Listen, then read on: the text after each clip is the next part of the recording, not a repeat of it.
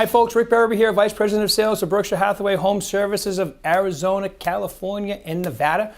Today I want to talk to you about mental skills. Okay, and actually this is right out of my book, Success is a Verb, 9 essential mental skills, okay? So some of them are basic, but I think they're very important to go through. Number 1 is goals. Gotta have goals. Now I know that word is overused. Gotta have goals. You do have the goals, and I'm talking about in every area of your life. And I like to have one-sentence goals. Like I weigh 198 pounds. For years I used to say, I weigh 198 pounds when I weighed 215. And eventually I weighed 198 pounds. So like one area like relationship, spirituality, health, business, money. Try to have a one-sentence goal for each area of your life and remind yourself when you wake up in the morning, kaboom, okay, to set your mindset right from the beginning, okay? Second goal for me is visualizing, meditating. So as soon as I wake up, I remind myself, this is what I want to achieve today, and then I visualize it actually happening. And I learned this from sports, reading a lot about sports. All basketball players, skiers, Olympic athletes, they all visualize themselves. As a matter of fact, a lot of basketball players visualize taking, free throws, and that's how they practice when they're not on a plane or whatever. You can visualize, and it's like practice, especially mentally, okay? The third one is self-talk, and this is a huge one for a lot of us.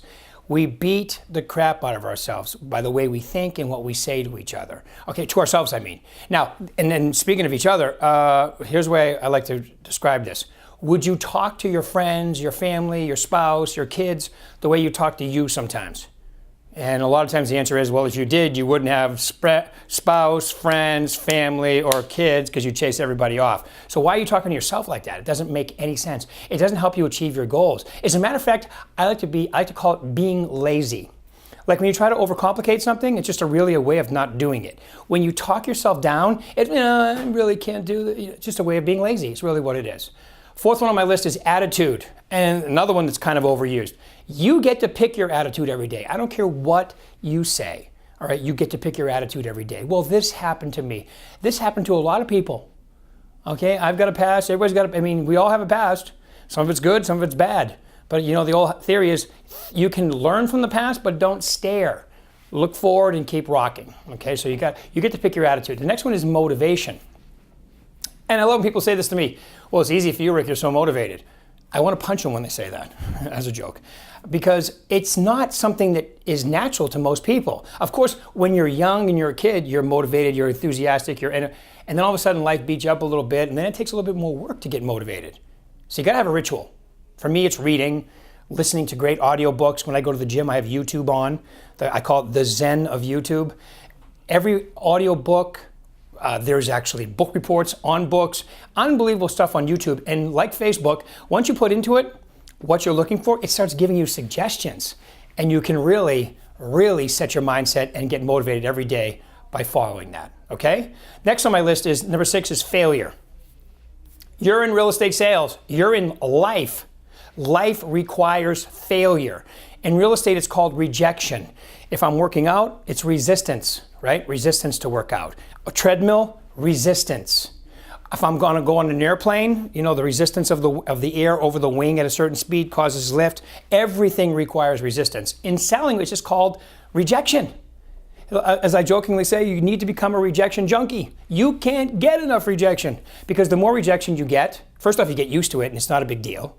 Secondly, the more you will succeed, and you have to be able to handle a lot of rejection.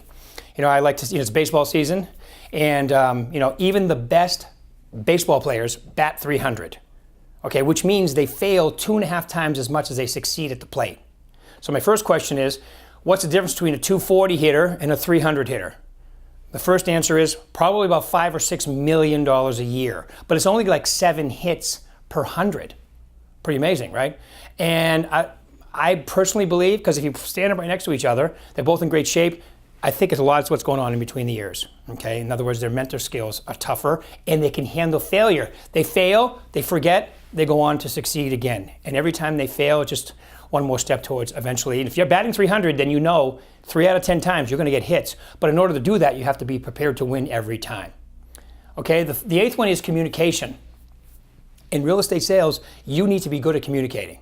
Now, what I teach in my real estate success series is, okay, and I didn't make this up, it's been around for a while. When you talk to somebody, ask them a question: what, when, who, where, why, which is an open-ended question, not a yes or no question. It requires a response other than yes or no. You repeat back part of what they say to you, affirm it. Oh, you're moving to Seattle. Good for you. What's in Seattle? Next question, right? And you communicate that way with people, it really makes you a rock star. People are not, especially from salespeople, they're not being used to being communicated that way. So it makes you a rock star communicator. Then when you factor in and getting a little advanced personality styles, whether they're, a driver or amiable or analytical or, expressive, you factor that in with, you're off the charts as far as communication. Then you add in our name brand, and I could go on and on. Makes you bulletproof. Okay, you don't have competition in this market if you're using that kind of stuff. All right, and the last one is confidence. You have to act, walk, and talk confidently. Okay, now that takes practice. Knowing your market makes you more confident. Knowing what to say makes you more confident. Knowing how to use our wonderful name brand, Berkshire Hathaway, and all the tools we have in the VAC and the Resource Center makes you more confident. Okay, so let's recap. Got to have goals, got to remind yourself every day. You got to visualize them happening. You got to constantly focus on your self-talk. Here's one of my favorite questions I ask myself every day. Why are you such a great salesperson? I do that in the mirror when I'm shaving. Because your mind is very powerful. It answers any question you ask it. So if you ask it why you're great, it'll answer it. If you ask it why you're terrible, it'll answer it. Okay, you got to work on your attitude. And I like to say attitude of gratitude, which is very important. Be thankful. You got to be motivated every day or fake it. And you got to have rituals to get you motivated. You got to get used to failure. It's part of the equation. Okay? And you have to be really good at communicating, and you have to work on your confidence level by knowing your market and what to say in every selling situation. Okay? Those are my tips. All right, look forward to talking to you all soon. Thanks for listening.